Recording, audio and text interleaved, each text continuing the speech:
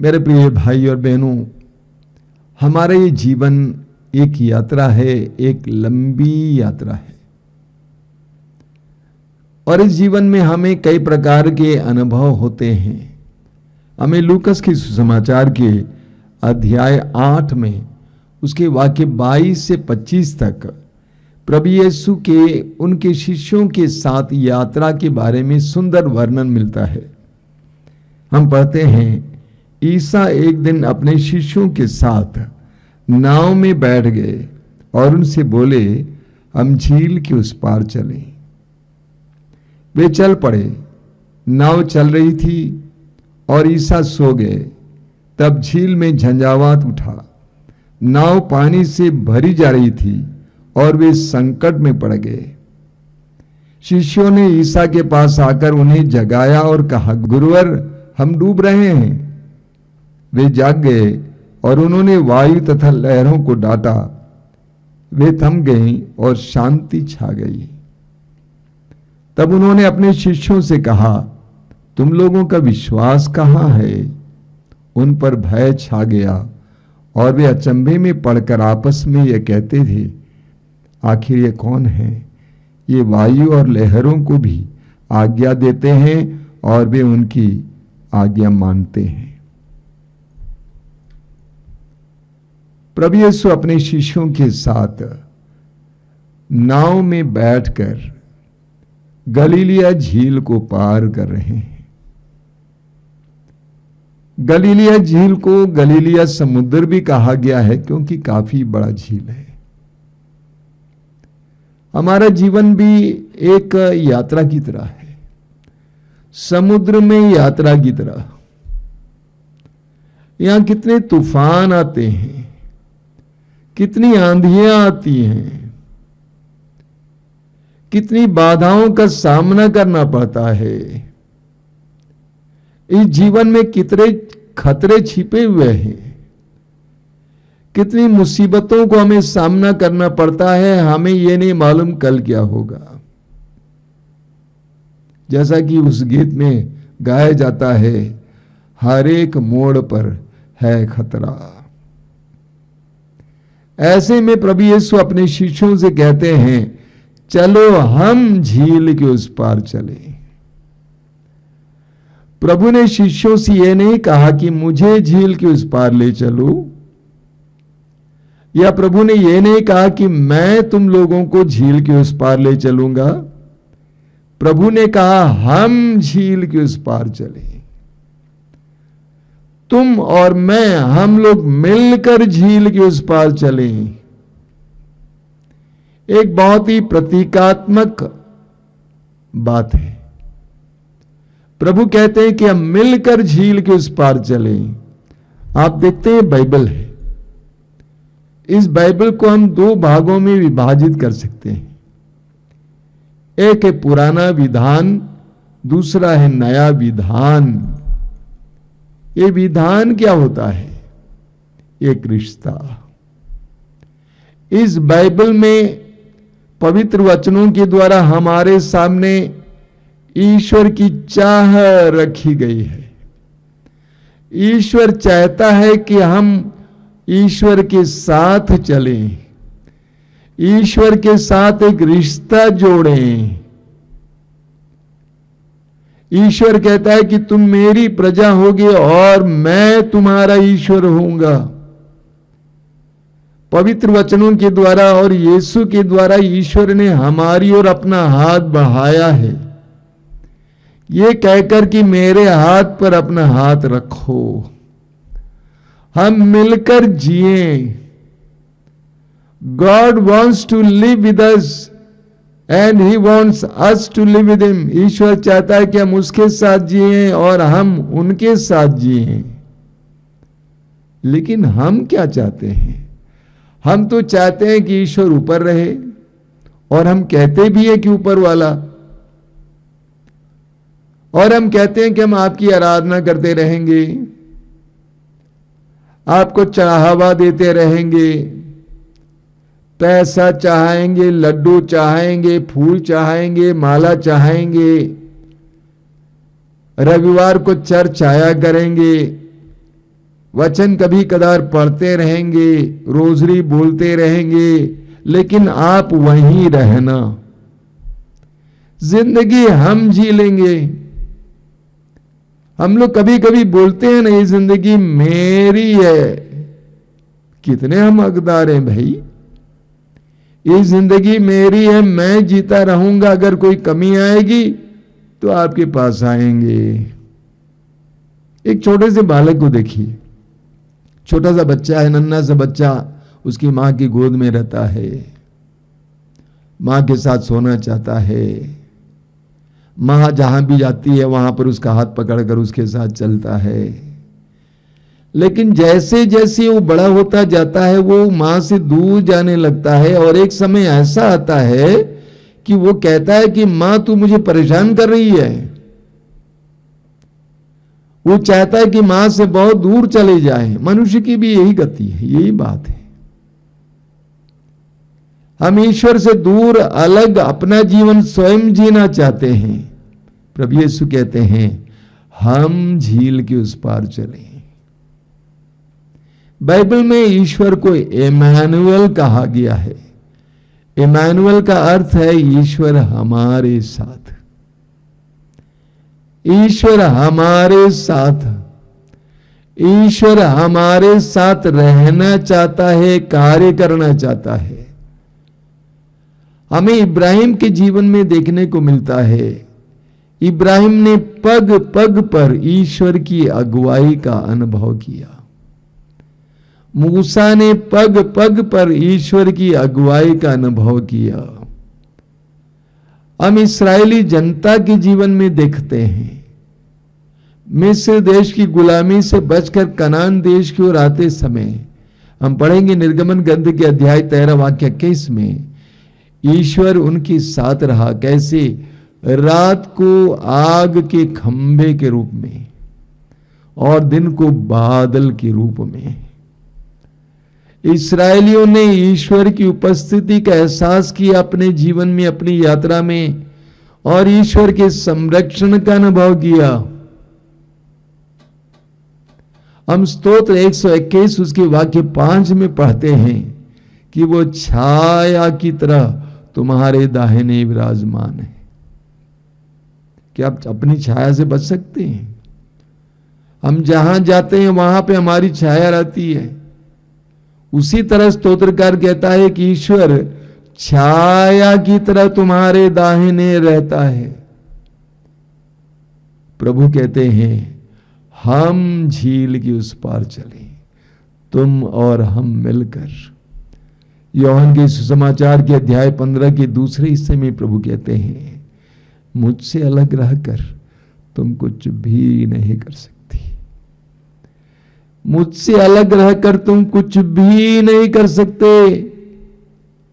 हम चाहते हैं कि हम अपनी जिंदगी स्वयं जिएं, लेकिन प्रभु कहते हैं कि मुझसे अलग रहकर तुम कुछ भी नहीं कर सकते, क्योंकि तुम डाली हो और मैं लता हूं। अगर तुम मुझसे जुड़े नहीं रहोगे तो तुम सूख जाओगे, तुम जला दिए जाओगे। लूकास के सुसमाचार के अध्याय 11 वाक्य 23 में प्रभु कहते हैं जो मेरे साथ नहीं बटोरता है वो बिखेरता है, जो मेरे साथ नहीं बटोरता है वह बिखेरता है। तो प्रभु यीशु कहते हैं चलो हम झील के उस पार चलें। एक विश्वासी की जिंदगी, एक मसीही की जिंदगी यीशु के साथ यात्रा है। और इस समुद्र में आंधियां आती हैं, लहरें ऊपर उठती हैं, पानी आ जाता है। बताइए क्या हमारे जीवन में भी ऐसा अनुभव नहीं होता है? अचानक हमारी जिंदगी में भी कैसे झंझावात उठते हैं। सब कुछ सही चल रहा था, कल ही एक परिवार आया था मेरे सामने रो रहा था, सब कुछ बहुत अच्छा चल रहा था, अचानक आंधी आ गई, झंझावात उठा। अचानक विपत्ति आ जाती है, अचानक रोग आ जाते हैं, अचानक संकट टूट पड़ते हैं। ये संभव है, होता है।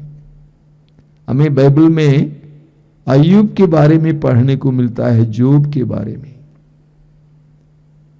जो प्रभु का भक्त था, धनी था, नौकर चाकर थे, किसी चीज की कमी नहीं थी। लेकिन हम पढ़ते हैं कि अचानक उसके ऊपर शैतान के द्वारा विपत्ति पर विपत्ति भेजी गई, उसकी संपत्ति लूटी गई, उसके सारे बच्चे भी दबकर मर गए। तब भी अय्यूब का विश्वास टूटता नहीं है। वचन में लिखा हुआ है, तब भी वो अपने मुंह से पाप नहीं किया। उसने कहा प्रभु ने दिया था, प्रभु ने वापस लिया, प्रभु का नाम धन्य है। एक विश्वासी की जिंदगी समुद्र में यात्रा की तरह है। हमें विपत्तियों का सामना करना पड़ेगा, परेशानियों का सामना करना पड़ेगा, लेकिन हमें एक सत्य को नहीं भूलना चाहिए कि प्रभु हमारे साथ है, हमारे नाव में है। कुरिन्थियों के दूसरे पत्र के अध्याय 5 वाक्य 7 में संत पौलुस कहते हैं, हम आंखों देखी बातों पर नहीं बल्कि विश्वास पर चलते हैं। बहुत ही जबरदस्त वचन है। पौलुस कहते हैं हम आंखों देखी बातों पर नहीं बल्कि विश्वास पर चलते हैं। आंखों देखी बातें डरावनी हैं, आंखों देखी बातें निराशा उत्पन्न करने वाली हैं। हमारे चारों ओर निराशा की लहरें हैं, उदासी छाई हुई है, कोई सफलता नजर नहीं आती है। लेकिन पौलुस कहते हैं हम आंखों देखी बातों पर नहीं बल्कि हम विश्वास पर चलते हैं। हम विश्वास पर चलते हैं। आपने देखा होगा पतंग उड़ाने के समय पतंग उड़ाने वाला पतंग उड़ा रहा है, पतंग बहुत ऊंचाई पे, बहुत सारी पतंग उड़ रही हैं। उसको कैसे पता चलेगा कि मेरी पतंग उड़ रही है कि गिर गई है? उसको पता चलता है अपनी उंगली से, डोर से पता चलता है। एक विश्वासी का जीवन ऐसा ही है। खतरे जरूर हैं, परेशानियां जरूर हैं, लेकिन वो विश्वास पर चलता है। हमें दूसरे राजाओं के ग्रंथ में पढ़ने को मिलता है। राजाओं के दूसरे ग्रंथ अध्याय 6 में आराम का राजा इस्राएल पर आक्रमण करना चाहता था। उसने अपनी सेना को यहां वहां खड़ा कर दी, लेकिन इस्राएल के राजा को यह पता चलता था कि कहां पर उसने सेना खड़ा कर दी है। इसीलिए आराम के राजा ने अपने सभी अफसरों को बुलाया और पूछा कि बोलो तुम में से कौन इस्राएल के राजा को यह सूचना देता है।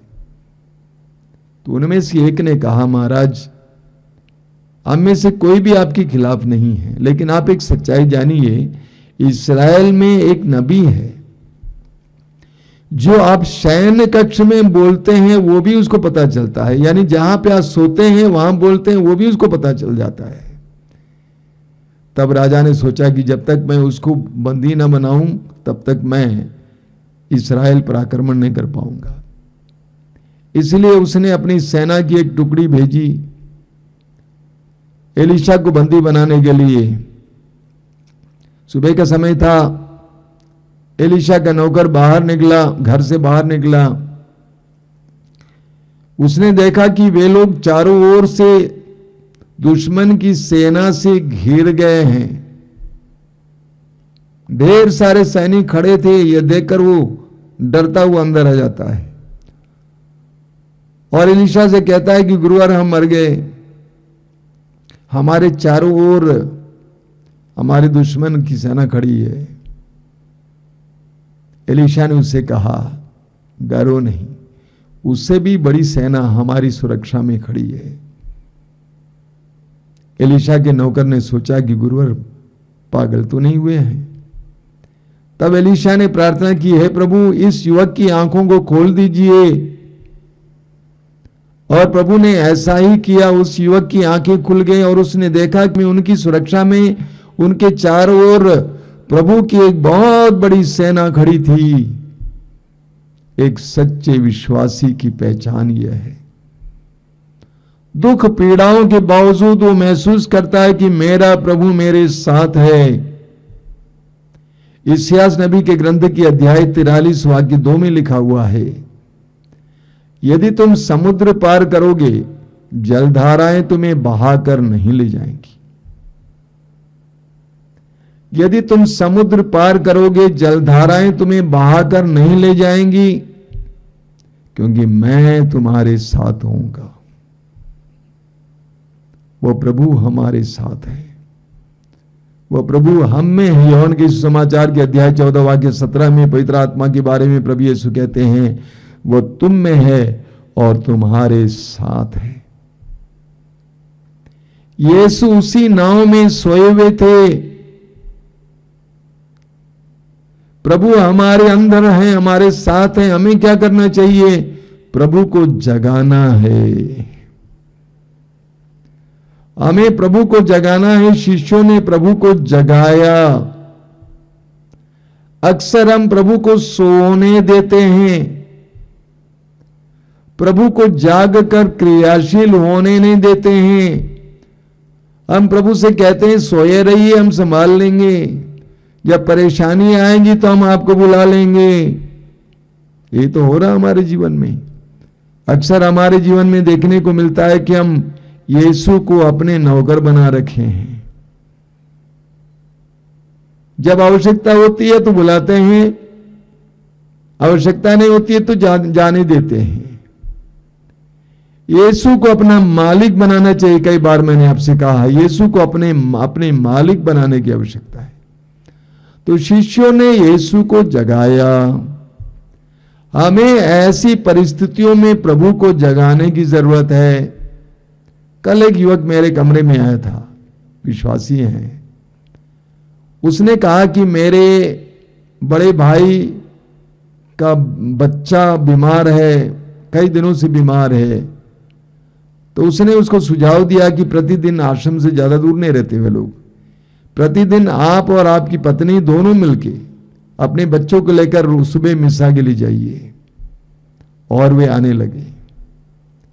परिस्थितियां बिगड़ते समय हमारा काम घबराना नहीं है, बल्कि हमें प्रभु को जगाना है। प्रभु हमारे साथ, उनको जगाना है। शिष्यों ने प्रभु को जगाया और अपनी परिस्थिति को प्रभु के हाथों में समर्पित किया। कहा कि प्रभु हम डूब रहे हैं, हमें बचाइए। प्रभु ने परिस्थिति को अपने हाथ में लिया। मेरे प्रिय भाई और बहनों, हम विश्वासियों और मसीहियों के लिए सबसे कठिन काम है समर्पण करना। हम समर्पित करना नहीं चाहते हैं। हम फूल चढ़ाना चाहते हैं, बत्ती चढ़ाना चाहते हैं, पैसा चढ़ाना चाहते हैं, लाखों देने को तैयार होते हैं, लेकिन परिस्थिति को प्रभु के हाथ में समर्पित करने को तैयार नहीं होते हैं। क्योंकि हमारे दिमाग में लिखा हुआ है कि प्रभु क्या जाने, प्रभु कैसे कर सकते हैं। यह असंभव सी बात है। हमें परिस्थिति को प्रभु के हाथ में समर्पित करने की आवश्यकता है। हम प्रेरित चरित के अध्याय 12 में पढ़ते हैं कि राजा हेरोद ने प्रभु यीशु के शिष्यों में से एक याकूब को मार डाला तो सभी यहूदी बड़े खुश हो गए। हेरोद ने सोचा कि इन मसीहियों के यानी इन यीशु के शिष्यों के अगुआ को पकड़ लेता हूं। पेतरुस को पकड़ लिया, उसको बंदी बना लिया और बंदी गृह के अंदर के कमरे में डाल दिया। और पेतरुस के चारों ओर 16 सैनिक खड़े थे। अब ऐसी परिस्थिति में कलीसिया क्या करती? कुछ नहीं कर सकती। जब राजा ने ही बंदी बनाया है तो कौन छुड़ा सकता है? यानी परिस्थिति बिल्कुल विकट थी। इसके बावजूद वचन में हम पढ़ते हैं कि रात के समय विश्वासी लोग जाग कर प्रार्थना कर रहे थे, प्रभु को जगा रहे थे। नतीजा क्या हुआ? चमत्कारी ढंग से पेतरुस जेल से बाहर आ जाता है। स्तोत्र 37 वाक्य 5 में लिखा हुआ है। स्तोत्र 37 वाक्य 5 वचन में लिखा हुआ है, आप अपना जीवन प्रभु को अर्पित करें, उस पर विश्वास रखें, उस पर भरोसा रखें और वह आपकी रक्षा करेगा। अपना जीवन प्रभु को अर्पित करो, उस पर भरोसा रखो, वह तुम्हारी रक्षा करेगा। शिष्यों ने अपनी परिस्थिति को प्रभु के हाथ में समर्पित किया। अब जो तुमको करना है तुम कर। पेतरुस का पहला पत्र अध्याय 5 वाक्य 7 में लिखा हुआ संत पेतरुस कहते हैं, आप अपनी सारी चिंताएं उस पर छोड़ दें। आप अपनी सारी चिंताएं उस पर छोड़ दें, वह आपकी सुधि लेता है। आप अपनी सारी चिंताएं उस पर छोड़ दें, वह आपकी सुधि लेता है। हमें यही करना है, प्रभु को जगाना और अपनी परिस्थिति को प्रभु के हाथ में सौंप देना है। जब शिष्यों ने अपनी परिस्थिति को प्रभु के हाथ में सौंप दिया तो उसका नतीजा क्या था? वचन में लिखा हुआ है, पूर्ण शांति छा गई। जब हम अपनी परिस्थिति को प्रभु के हाथ में समर्पित करते हैं तो प्रभु उसको अपने नियंत्रण में ले लेते हैं और शांति छा जाती है। प्रभु ने उनसे एक सवाल किया। वो सवाल क्या था? तुम्हारा विश्वास कहां है? तुम्हारा विश्वास कहां है? तुम इतने दिन से मेरे साथ रहे, तुमने देखा कि अंधों ने देखना शुरू किया, बहरे सुनना शुरू किए, गूंगे बोलने लगे, लंगड़े चलने लगे। तुमने बड़े बड़े चिन्ह और चमत्कारों को देखा, इसके बावजूद तुम्हारा विश्वास कहां है? इस परिस्थिति में तुम्हारा विश्वास काम नहीं आया। लूकास अध्याय 17 वाक्य 6 में प्रभु कहते हैं, यदि तुम्हारा विश्वास राई के दाने के बराबर भी होता और तुम इस शहतूत के पेड़ से कहते उखड़ कर समुद्र में लग जाओ, तुम्हारी बात को मान लेता। यूहन्ना के सुसमाचार के अध्याय 11 वाक्य 40 में प्रभु कहते हैं, यदि तुम विश्वास करोगी तो तुम परमेश्वर की महिमा देखोगी। मार्कुस के सुसमाचार के अध्याय 9 वाक्य 23 में प्रभु यीशु कहते हैं कि विश्वास करने वालों के लिए कुछ भी असंभव नहीं है। प्रभु ने पूछा, तुम्हारा विश्वास कहां है? दुख, विपत्ति, पीड़ाएं आती हैं, क्या उस समय हमारा विश्वास कोई काम आता है? दुख, पीड़ाएं, विपत्ति इत्यादि हमारे विश्वास की परख का समय है, पहचान का समय है। जिस तरह हम लोग सोने को रगड़ कर देखते हैं कि असली है कि नकली है, उसी तरह हमारे जीवन में भी दुख, विपत्तियां एक तरह से हमें रगड़ने की प्रक्रिया है, जिसके द्वारा पता चलता है कि नकली है कि असली है। तो प्रभु पूछते हैं कि तुम्हारा विश्वास कहां है? पेतरुस का पहला पत्र अध्याय 5 वाक्य 8 में हम पढ़ते हैं कि आप जागते रहें, आपका शत्रु शैतान दहाड़ते ही सिंह की तरह विचरता है, ढूंढते रहता है कि इसे फाड़ खाएं। वाक्य 9 में संत पेतरुस कहते हैं, आप विश्वास में दृढ़ होकर उसका सामना करें। आप विश्वास में दृढ़ होकर शैतान का सामना करें, विपत्तियों का सामना करें, परेशानियों का सामना करें। विश्वास में दृढ़ होकर ये करें। प्रभु ने पूछा कि तुम्हारा विश्वास कहां है? मेरे प्रिय भाई और बहनों, शिष्यों के साथ यीशु रहे, नाव में यीशु थे, इसीलिए वे बच गए, डूबने से बच गए। मैं अंत में बोलना चाहता हूं, हमारी नाव में भी यीशु को होना चाहिए। यदि यीशु हमारी नाव में है, हमारे जीवन रूपी नाव में है, हमारे परिवार रूपी नाव में है, तो ये नाव नहीं डूबेगी।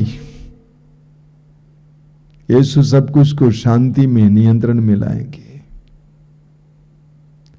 हमें यूहन्ना के सुसमाचार की अध्याय 2 में पढ़ने को मिलता है काना नगर के विवाह के बारे में।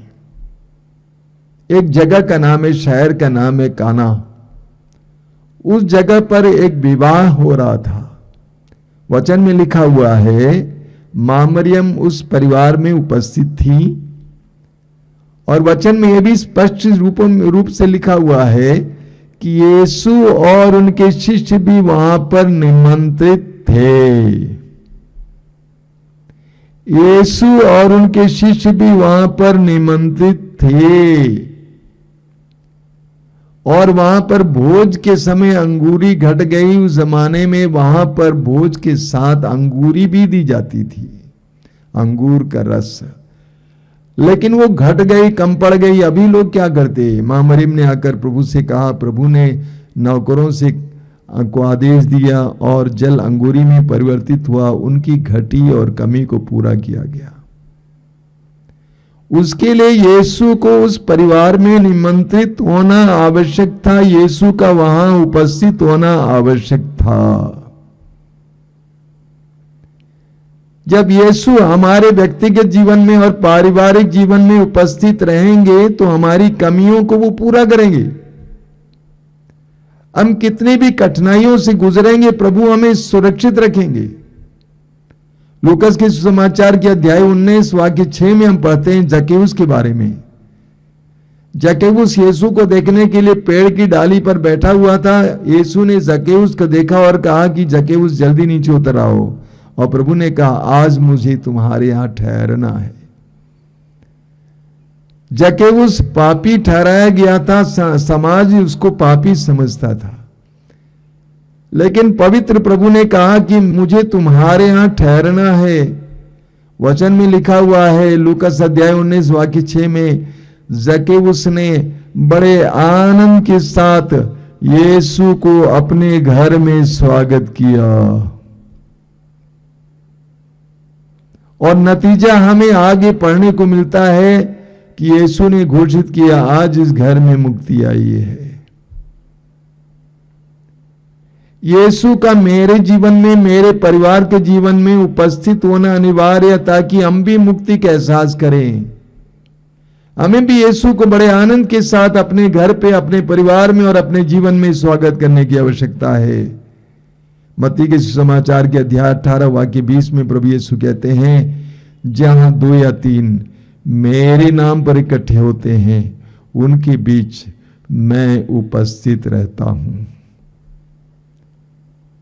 यीशु को स्वागत करने का ये एक महान तरीका है, यीशु के नाम पर इकट्ठे होना।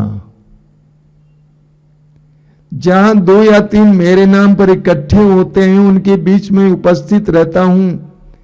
जब परिवार में प्रभु के साथ जुड़ जाते हैं, उस समय यीशु वहां पर उपस्थित रहते हैं।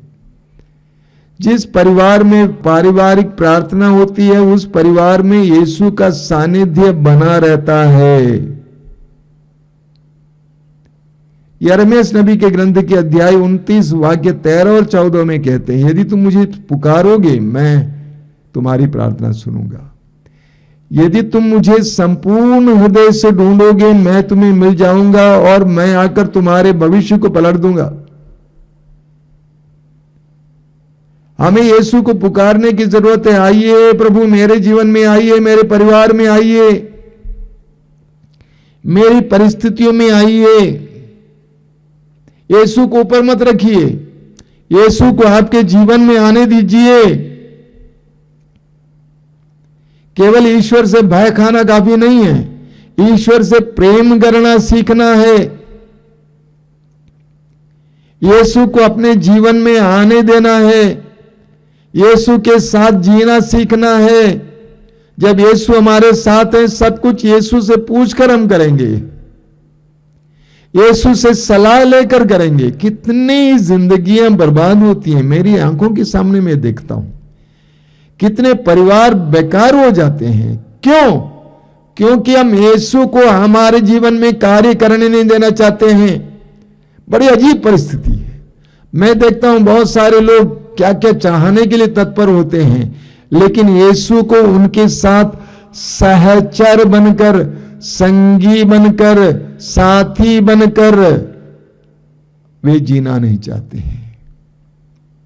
एक बहुत सुंदर गीत है, जीवन का साथी बनकर मेरे साथ चलेंगे यीशु। यीशु इस संसार में इसीलिए आए हैं, शब्द ने देह धारण किया ताकि हमारे बीच रहें, और आज भी वो पवित्र आत्मा के द्वारा हमारे बीच हैं। हम उनकी उपस्थिति महसूस करें और अपनी जिंदगी को उनके साथ जिएं। प्रभु से बोलिए कि प्रभु मेरे साथ चलिए। आप सुन रहे हैं कि मैं जोर से बोल रहा हूं। क्यों जोर से बोल रहा हूं? क्योंकि मैं ये महसूस करता हूं, जब तक यीशु के साथ आप चलेंगे किसी बात की कमी नहीं होगी। प्रभु सब कुछ को अपने नियंत्रण में ले लेंगे। लेकिन हमारी ये बुरी आदत है कि हम चाहते हैं कि यीशु ऊपर रहें और हम सिर्फ पूजा करते रहें। प्रभु यीशु ने कहा, स्वर्ग से उतरी हुई जीवंत रोटी मैं हूं, तुम्हें मुझे खाना होगा, मुझे अपनाना होगा, हृदयंगम करना होगा, मुझे अपने शरीर और अपने जीवन का हिस्सा बनाना होगा। प्रभु यीशु कहते हैं, चलो हम झील के उस पार चले, हम झील के उस पार चले। आइए हम प्रार्थना करें। प्रभु हम तुझे धन्यवाद देते हैं सुंदर समय के लिए, तेरे पवित्र वचनों के लिए धन्यवाद देते हैं